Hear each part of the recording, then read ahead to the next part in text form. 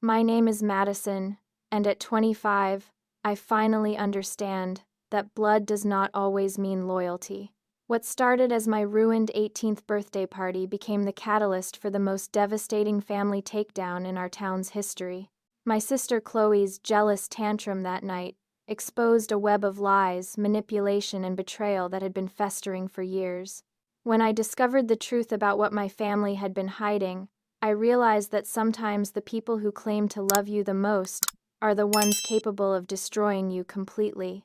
Before we dive into this twisted tale of family vengeance, I would love to know where you are watching from. Drop your location in the comments below and hit that like button if you have ever dealt with toxic family members. Make sure to subscribe because this story has more plot twists than a thriller novel, and trust me, you will want to see how karma finally catches up with the people who thought they could manipulate me forever.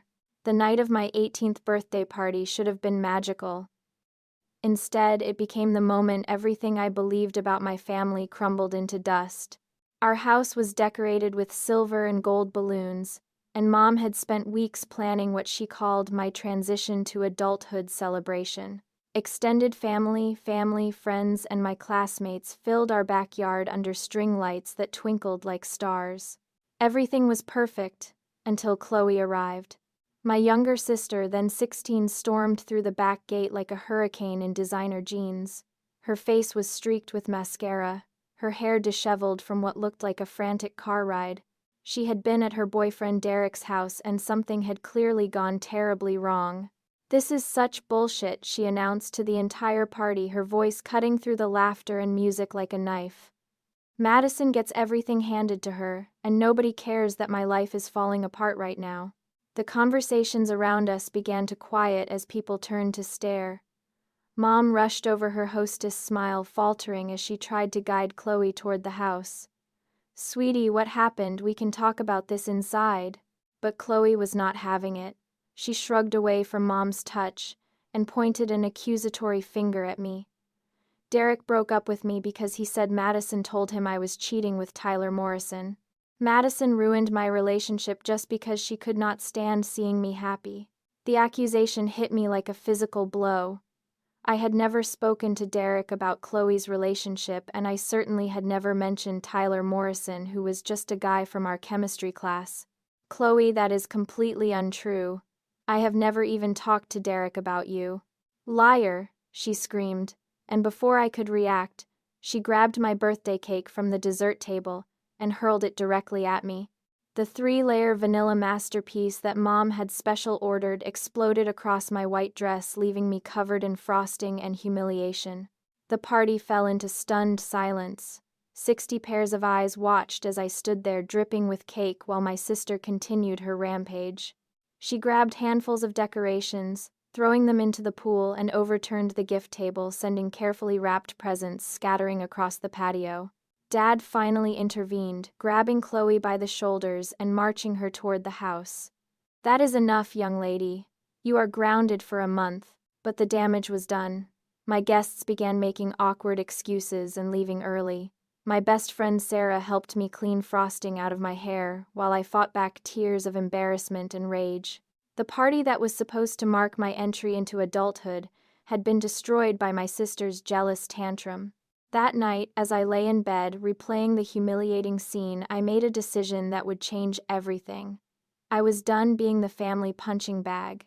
I was done letting Chloe's drama overshadow every important moment in my life. I started planning my escape. Over the next few months, I worked double shifts at the local coffee shop, saving every penny I could. I researched apartments, studied financial aid options, and prepared to leave for college early. My parents assumed I was just being responsible, planning ahead for my freshman year. They had no idea I was orchestrating a complete disappearance from their lives. The turning point came 3 months later when I overheard a conversation that shattered my understanding of my family forever. I had come home early from work and was heading upstairs when I heard voices in Dad's office. The door was slightly ajar, and I could see Mom, Dad, and Chloe huddled around Dad's computer. The college fund transfer went through, Dad was saying, his voice businesslike and matter of fact. "Madison's account has been completely drained." The money is now in Chloe's education fund. I felt my knees go weak. My college fund, the money my grandparents had left specifically for my education, was being stolen right in front of me. What if she finds out? Mom asked, worry creeping into her voice. Chloe's laugh was cold and calculating. She won't. Madison is too trusting, too stupid to question anything. Besides, I deserve this money more than she does. I have been working so hard to get into that private art school, and Madison is just going to waste her potential at some state university anyway. Dad nodded approvingly. Chloe has always been more ambitious, more driven. Madison will figure something out. She always does. I backed away from the door, my heart pounding so loudly I was afraid they might hear it. Everything I thought I knew about my family was a lie. They were not just enabling Chloe's behavior. They were actively participating in it. They had stolen my inheritance, my future, and they were justifying it by claiming I did not deserve what was rightfully mine. That night, I sat in my room and planned my revenge with the cold precision of a chess master. I would not confront them immediately. I would not give them the chance to gaslight me or manipulate the situation. Instead, I would gather evidence, document everything, and when the time was right, I would expose them all.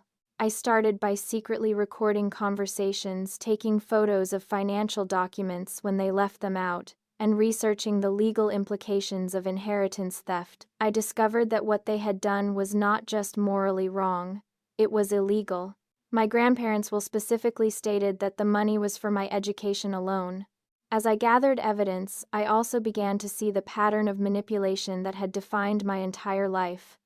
Every achievement I had earned was minimized, while Chloe's mediocre efforts were celebrated. Every time I needed support, I was told to be stronger, more independent, while Chloe was coddled and enabled at every turn. The final piece of evidence came when I accessed my college fund account online and downloaded 7 years' worth of statements. The money had been systematically drained over time, with large withdrawals corresponding to Chloe's various whims.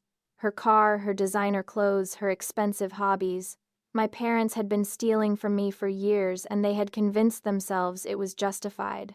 As I printed out the evidence and organized it into a comprehensive file, I felt something shift inside me. The hurt and betrayal were crystallizing into something harder, more focused. I was no longer the naive girl who had been humiliated at her birthday party. I was becoming someone who understood that sometimes the only way to get justice is to take it yourself. The weeks following my discovery transformed me into someone I barely recognized. Where once I had been reactive and emotional, I became calculated and methodical. I studied my family like a scientist, observing lab subjects, taking notes on their patterns, their weaknesses, and their lies. Chloe had always been the golden child, but I began to see how that favoritism had created a monster. She threw tantrums whenever she did not get her way, manipulated my parents with tears and threats, and had learned that destroying my happiness was an effective way to redirect attention to herself. My birthday party was not an isolated incident. It was part of a long-established pattern. I started documenting everything. When Chloe claimed she was studying at the library but was actually at parties, I photographed her social media posts. When she told my parents she needed money for textbooks but bought designer handbags instead, I saved the receipts she carelessly left in her room. When she lied about her grades to avoid consequences, I screenshot her actual report card from the parent portal she forgot to log out of. My parents were equally guilty of enabling and participating in the deception. Dad had always prided himself on being a successful financial advisor, but he was embezzling from his own daughter's inheritance. Mom positioned herself as the family peacekeeper, but she was actively covering up Chloe's lies and helping to gaslight me into believing I was the problem. The most insidious part was how they had convinced me that I was selfish for wanting recognition or support. Every time I expressed hurt or frustration, they would lecture me about being the bigger person and supporting my sister. They had trained me to be their emotional dumping ground, the family scapegoat who absorbed all the dysfunction so they could maintain their illusion of perfection. But knowledge is power, and I was accumulating a dangerous amount of both. I opened a separate bank account at a different institution and began transferring my work money there immediately. I researched tenant rights, documented the exact amount stolen from my inheritance, and began building relationships with my grandparents' estate attorney. I discovered that the theft was not just morally reprehensible, it was a felony that could result in serious legal consequences. Meanwhile, I played my role perfectly. I attended family dinners, smiled at Chloe's latest dramatic stories, and pretended to believe my parents' explanations for why my college fund balance seemed lower than expected. I had become an actress in my own life, and the performance was Oscar-worthy. Chloe, meanwhile, was spiraling in ways that would have been satisfying if they were not so pathetic. Her relationship with Derek had ended permanently after her birthday party stunt, and her reputation at school was suffering from her increasingly erratic behavior. She had started dating older guys who treated her badly, her grades were dropping, and she was developing what looked like a serious drinking problem. My parents were so focused on managing Chloe's crisis that they barely noticed I had become quietly self-sufficient. I was working more hours, spending less time at home, and gradually disconnecting from their emotional manipulation. When they tried to guilt me into sacrificing something for Chloe's benefit, I would agree with a smile and then simply not follow through. The strategy was working beautifully.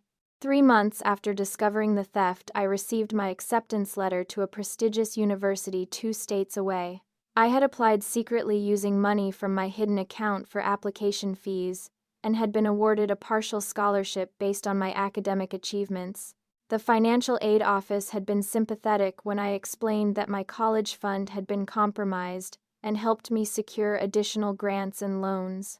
I was going to escape, and I was going to do it on my own terms. But first I was going to make sure my family faced consequences for their actions. I began reaching out to extended family members, the ones who had attended my disastrous birthday party and witnessed Chloe's behavior. I did not gossip or complain. Instead, I asked innocent questions about family finances and inheritance law. I mentioned how grateful I was for my grandparents' gift, and how excited I was to honor their memory by using the money for education as they had intended. These conversations planted seeds of doubt and curiosity. My Aunt Patricia, who had been close to my grandparents, started asking my parents direct questions about the college fund.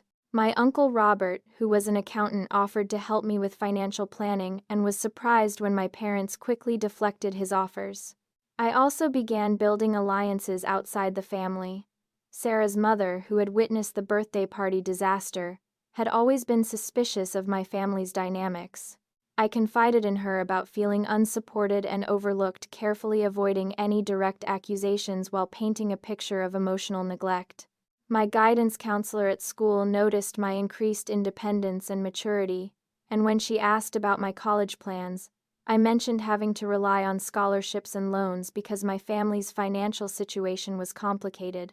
Word began to spread through the community that something was not right with the perfect family image my parents worked so hard to maintain. The most crucial alliance I built was with my grandparents' attorney, Mr. Harrison. I scheduled a meeting under the pretense of understanding the terms of the inheritance and ensuring I was managing the money responsibly. When he pulled up the account details, and I showed him my own records of the withdrawals, his expression shifted from professional courtesy to serious concern. "Madison," he said carefully, "these withdrawals are not consistent with the terms of your grandparents' will.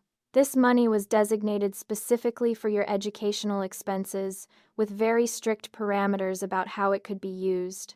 I maintained perfect composure as I asked, what would happen if someone had been using the money inappropriately? His answer was exactly what I had hoped to hear. That would constitute theft of inheritance, which is a serious crime. The estate would have grounds to pursue both criminal charges and civil recovery of the misappropriated funds. I left his office with a business card and a promise to look into the discrepancies in my account. Mr. Harrison assured me that if there had been any improper use of the inheritance, he would help me recover every penny, plus interest and damages. As I drove home that day, I felt a sense of calm I had not experienced in months. The pieces were falling into place exactly as I had planned. My family thought they were so clever, stealing from me while teaching me to be grateful for their crumbs. They had no idea that their victim had become their destroyer. The countdown to their reckoning had begun. Summer arrived with a heat that seemed to mirror the tension building beneath our family's carefully maintained facade. My high school graduation had been another performance, with my parents beaming proudly for the cameras, while I smiled and accepted congratulations for achievements they had undermined at every turn. Chloe had managed to behave herself during the ceremony, though I noticed her constant phone checking and the way she kept glancing toward the parking lot as if planning an escape route. The real test came 3 weeks later, when Chloe's own drama reached a crescendo that would give me the perfect opportunity to strike. It started with a phone call at 2 in the morning. I was awake anyway, working on finalizing my apartment lease for the fall, when I heard Dad's phone buzzing insistently. Through the thin walls of our house, I could hear his worried voice answering, followed by Mom's panicked questions. Chloe had been arrested for underage drinking and destruction of property at a house party. She had been caught on camera throwing a patio chair through the host's sliding glass door during what witnesses described as a complete meltdown over some perceived slight from another girl. The property damage was estimated at over $3,000, and the homeowners were pressing charges. I listened from my bedroom as my parents scrambled to figure out how to handle the crisis. Dad was already calling his lawyer friend, while Mom was crying about how this would affect Chloe's college applications. Neither of them seemed particularly concerned about the fact that my sister had committed a crime. They were just worried about managing the consequences. This was exactly the opening I had been waiting for. The next morning, I volunteered to help with family research for Chloe's legal defense. My parents were so grateful for my support that they readily gave me access to financial records, insurance information, and family legal documents. They thought I was finally stepping up to help my sister in her time of need. In reality, I was gathering the final pieces of evidence I needed to expose their theft. While Dad met with lawyers and Mom handled damage control with neighbors and family friends, I photographed bank statements, copied financial documents, and documented years of irregularities in my college fund management. I also discovered something even more damaging. My parents had been claiming me as a dependent on their taxes while I paid for my own expenses, and they had been using my social security number to open credit cards that they had maxed out and defaulted on. My identity theft case was becoming stronger by the hour. But I was not done gathering allies. Chloe's arrest had created cracks in my parents' social circle, and I began to carefully widen those cracks by sharing selective information with the right people. At the family barbecue Dad hastily organized to show unity during difficult times, I made sure to sit with my cousin Jake, who was studying criminal justice in college. I casually mentioned how worried I was about identity theft in general, sharing some scary statistics I had read about family members stealing from each other. Jake was fascinated and started telling me about cases he had studied where parents had destroyed their children's financial futures. The worst part, he said unknowingly, describing my exact situation, is that the victims usually do not realize what happened until they try to apply for loans or check their credit as adults. By then, the damage is so extensive it takes years to recover. I nodded sympathetically and asked him what someone should do if they suspected family financial abuse. His advice was comprehensive and exactly what I needed to hear. Document everything, contact the original account administrators, and report the theft to both law enforcement and credit agencies. During the same barbecue, I positioned myself near my Aunt Patricia when she started discussing the costs of Chloe's legal defense with Mom. "It is just so expensive," Mom was saying. "We might have to dip into Madison's college fund to cover the attorney fees." I watched Patricia's expression carefully as she processed this statement. "I thought Madison's fund was specifically protected for educational use only. Did not your parents set up very strict parameters when they established that inheritance?" Mom's face went pale and she quickly changed the subject. But I could see that Patricia was now paying attention in a way she had not been before. After the barbecue, she approached me privately and asked how I was feeling about potentially losing my college money to pay for Chloe's mistakes. "I trust my parents to do what is right," I said, carefully maintaining my role as the dutiful daughter. I just hope Chloe learns from this experience and that we can all move forward as a family." Patricia hugged me and said something that made my heart sing. "You are such a mature, generous person, Madison. I hope your parents appreciate what a treasure they have in you." I was planting seeds everywhere, and they were beginning to sprout.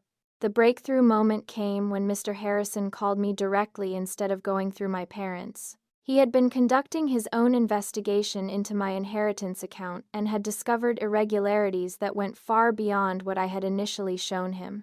"Madison, I need to meet with you privately," he said. "There are some very serious issues with your trust fund that require immediate attention. Can you come to my office this afternoon without informing your parents? This conversation needs to remain confidential until we determine the full scope of the problem." I arranged to meet him under the pretense of running errands for Chloe's legal situation. When I sat across from Mr. Harrison in his oak-paneled office surrounded by law books and certificates, I felt like I was finally being taken seriously as an adult. "Madison," he began, "what I am about to tell you is going to be difficult to hear. Based on my investigation, your parents have systematically embezzled approximately $87,000 from your inheritance over the past 6 years. They have also used your personal information to open multiple lines of credit which they have defaulted on, severely damaging your credit score before you even became an adult."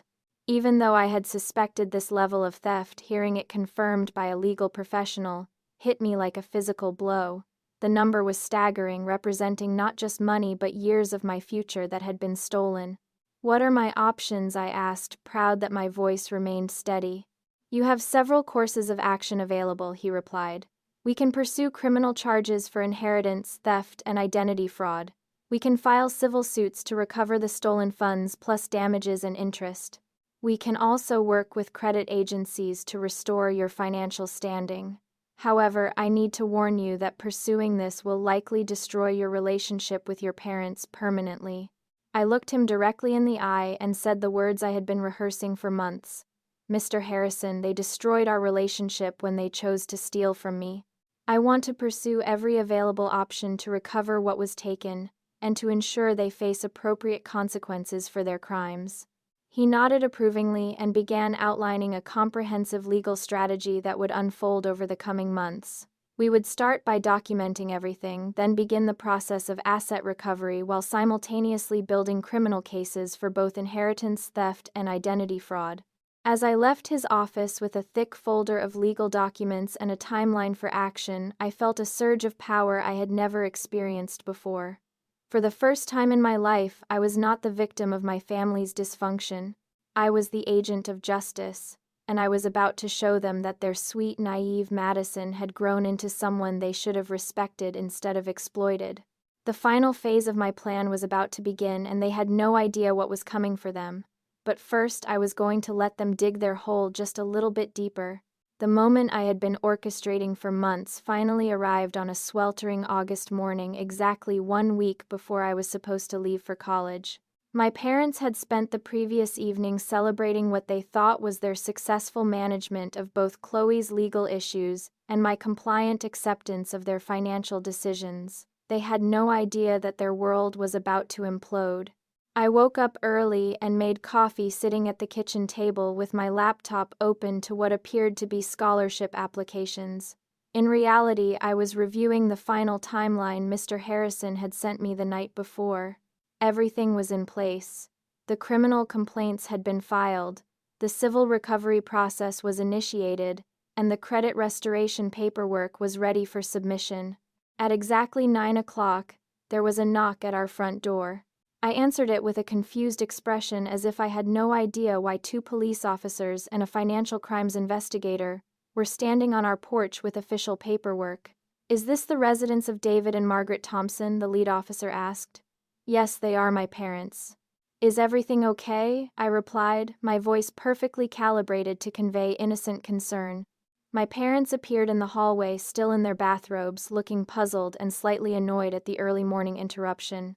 Dad stepped forward with his usual authoritative demeanor, the same one he used to dismiss my concerns and gaslight my experiences. "Officers, what seems to be the problem? If this is about our daughter Chloe's recent legal issues, We have already retained counsel and are handling that matter appropriately. The financial crimes investigator stepped forward with a folder thick enough to choke a horse. Mr. Thompson, we are here regarding allegations of inheritance, theft, and identity fraud involving your daughter Madison's educational trust fund. We have a warrant to examine your financial records and need to speak with both you and your wife about unauthorized withdrawals from a protected inheritance account. The color drained from both my parents' faces so quickly I thought Mom might actually faint. Dad's confident posture crumbled as he realized this was not about Chloe's destruction of property. This was about his own criminal activity. There must be some mistake, Mom stammered. We have been managing Madison's college fund responsibly. We are her parents. We have the right to make financial decisions on her behalf. Actually, Mrs. Thompson, that is not accurate, the investigator replied calmly. The inheritance in question was established with very specific legal parameters that prohibited any use of the funds for purposes other than Madison's direct educational expenses. Our investigation has revealed systematic violations of those terms over a period of 6 years.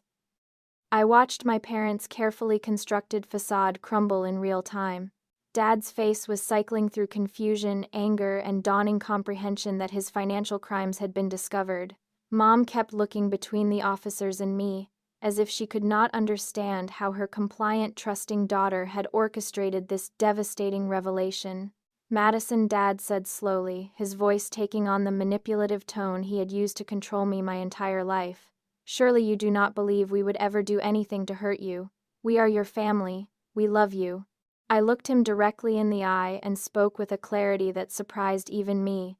Dad, love does not steal. Love does not lie. Love does not gaslight someone into believing they are selfish for wanting what is rightfully theirs.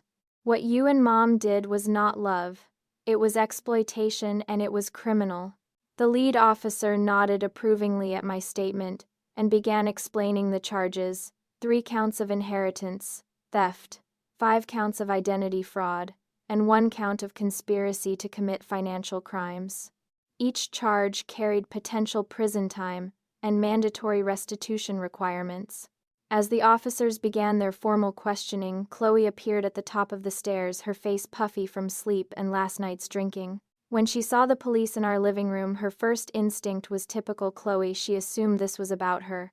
I already told you guys everything about the party, she called down irritably. I am paying for the stupid door, and I am doing community service. What more do you want, Miss Thompson? The investigator called up to her. This investigation does not concern your recent arrest. This is about your family's theft of your sister's inheritance money. I watched Chloe's expression shift from annoyance to confusion to something that might have been the first genuine emotion I had seen from her in years. For a moment she looked almost human as she processed the reality that our parents had committed serious crimes. Wait, she said, slowly coming down the stairs in her pajamas. You guys stole Madison's college money. Mom tried to maintain control of the narrative even as it spiraled away from her. Chloe, this is all a misunderstanding. We used some of the money for family expenses, but we always planned to pay it back. Madison's education is still fully funded. Actually, Mrs. Thompson, that is false, Mr. Harrison said as he appeared in our doorway, right on schedule. The account has been depleted to less than $3,000 from an original inheritance of over $90,000. Your daughter's education is decidedly not funded, and your family expenses included luxury items, vacations, and non-essential purchases that directly violated the terms of the inheritance. The next several hours were a blur of formal questioning, document examination, and the systematic destruction of every lie my parents had told themselves about their actions. They tried to claim they had a right to manage my money as my parents. Mr. Harrison produced the original will and trust documents proving that claim false.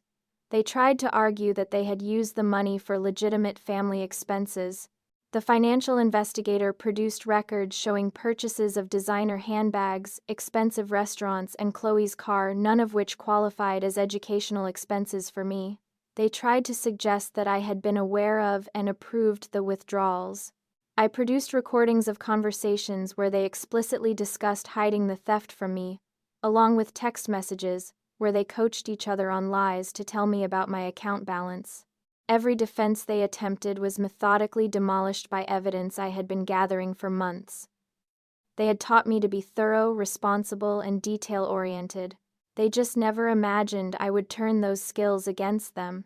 As the officers prepared to take my parents to the station for formal booking, Dad made one last desperate attempt at emotional manipulation. "Madison, please think about what you are doing. You are destroying our family over money. Is that really who you want to be?"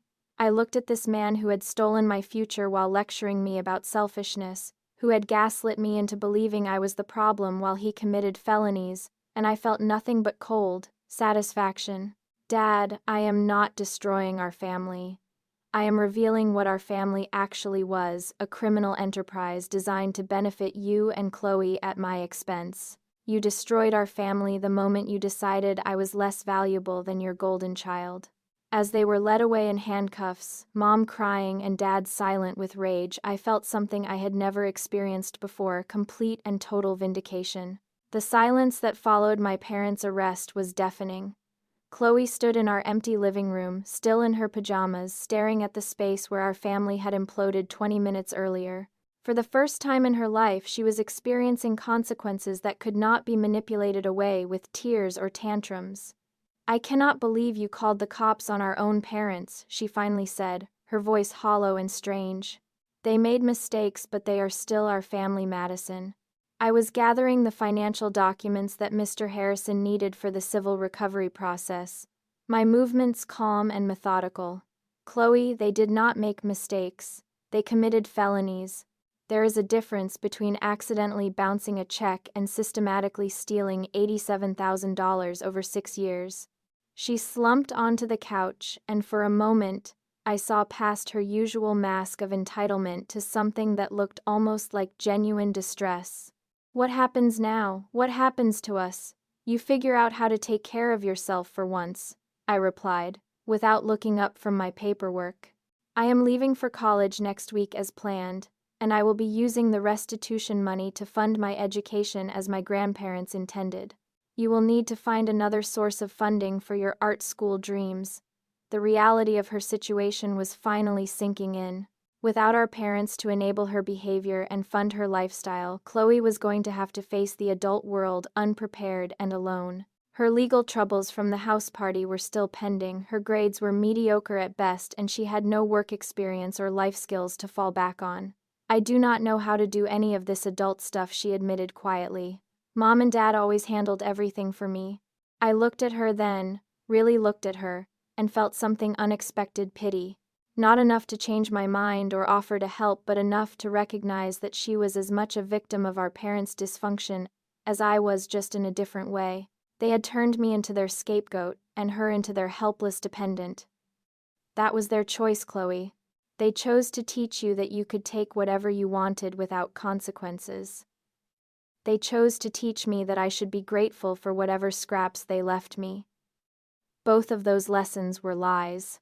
Over the next few days, the full scope of the devastation became clear.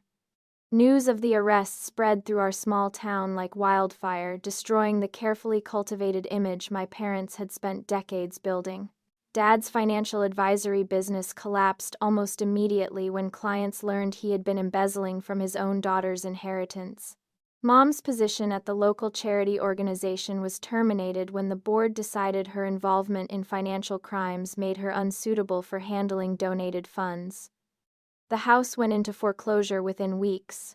Without Dad's income and with legal fees mounting, my parents could not maintain their mortgage payments.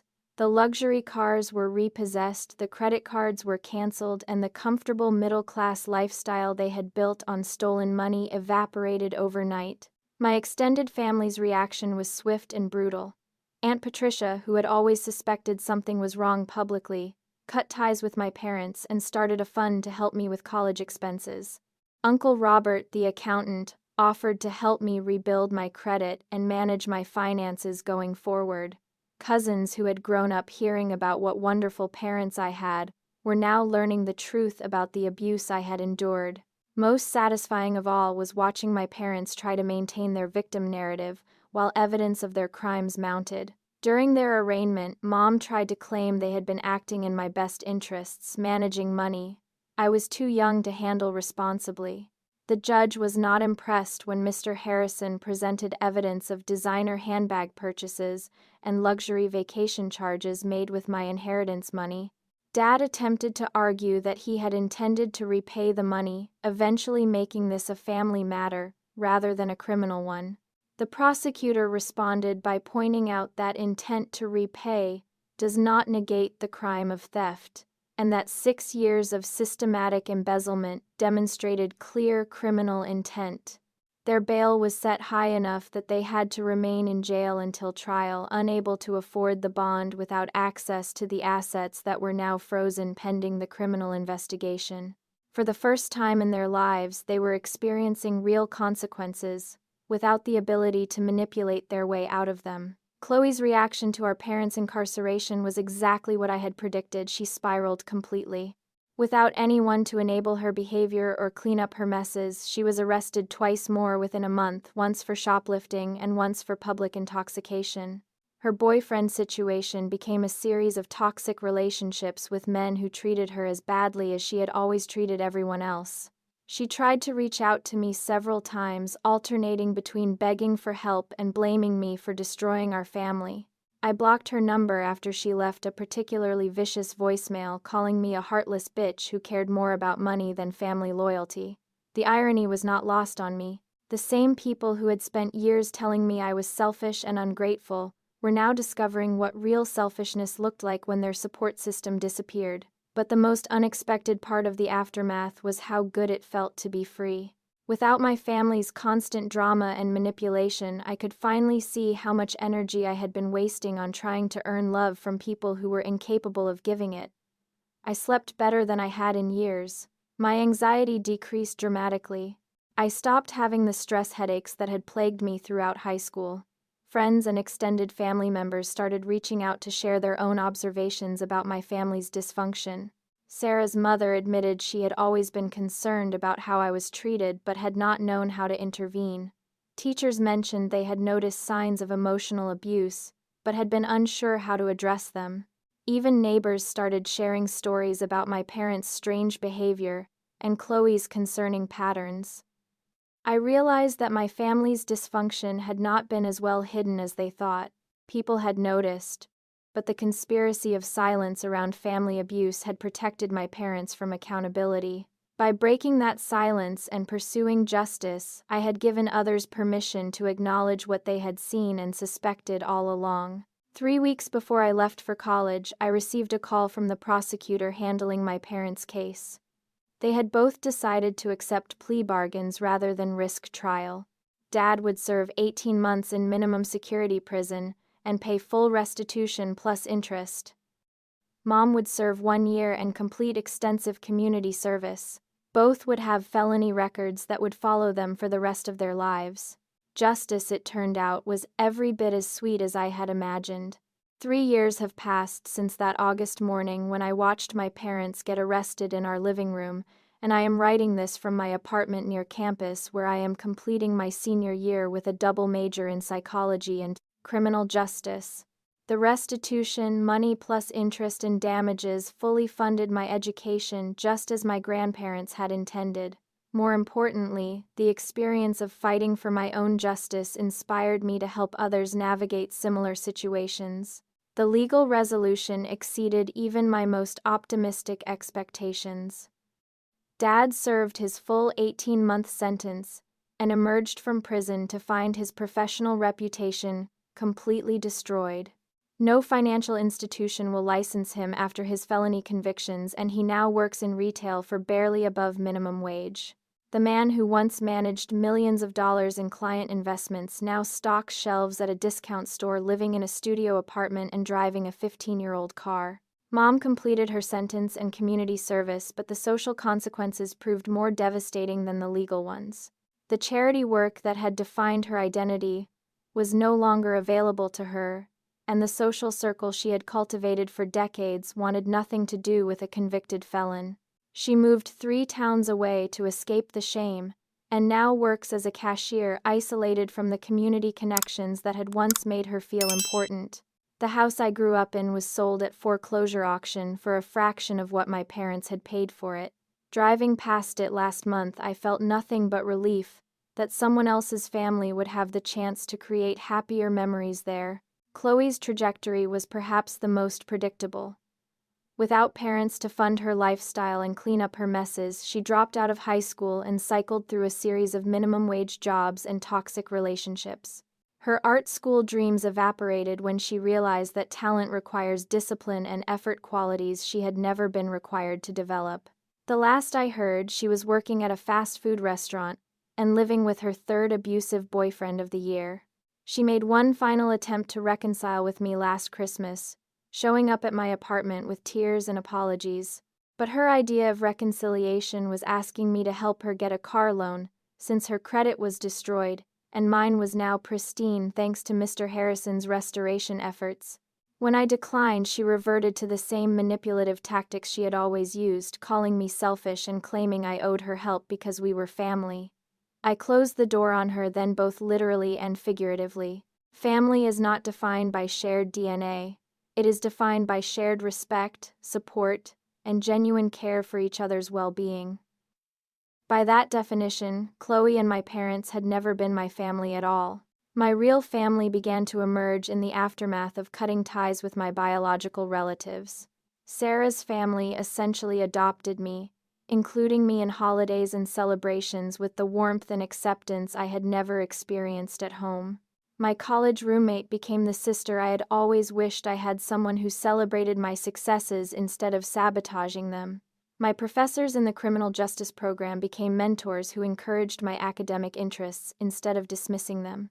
I also connected with other survivors of family financial abuse through support groups and online communities. Their stories were heartbreakingly similar to mine: trusted family members stealing inheritances, parents destroying their children's credit, siblings enabled in their dysfunction, while responsible children were exploited and gaslit. Together we learned that what happened to us was not rare or unusual.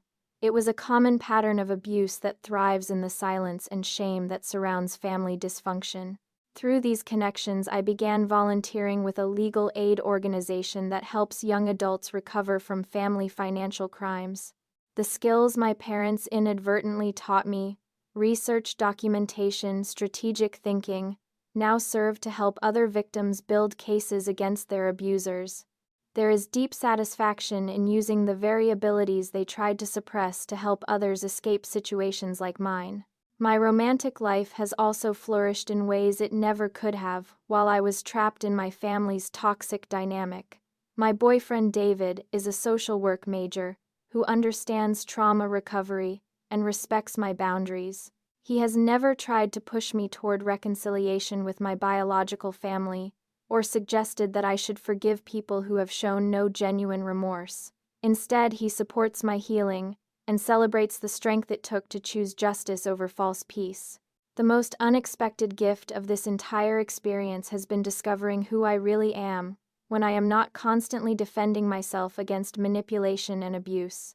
I am funnier than I knew, more confident in my opinions, and capable of forming deep, trusting relationships. The anxiety and depression that plagued me throughout adolescence have largely resolved now that I am not living in a constant state of hypervigilance and emotional survival. I still have moments of grief for the family I wish I could have had, but they are balanced by gratitude for the family I have chosen and built. My life is my own now, funded by my grandparents' love, and guided by my own values rather than other people's exploitation. The house I live in now is small but peaceful. The refrigerator is covered with photos of people who genuinely love and support me. My bank account is managed responsibly, with savings growing steadily toward my future goals. Most importantly, I wake up every morning knowing that no one has the power to steal my dreams or sabotage my happiness. Sometimes people ask if I regret pursuing criminal charges against my parents, if the destruction of our family relationship was worth the money I recovered. The question always surprises me because it implies that what we had was actually a family relationship worth preserving. What we had was a criminal enterprise disguised as family loyalty, and dismantling it was not destruction but liberation. To anyone watching this who has experienced similar family financial abuse or emotional manipulation, I want you to know that you deserve better than what you are receiving. You deserve to have your achievements celebrated rather than minimized. You deserve to have your inheritance protected rather than stolen. You deserve to be supported rather than exploited. Justice is possible, but it requires courage and strategic thinking. Document everything. Build alliances with trustworthy adults. Seek professional legal advice.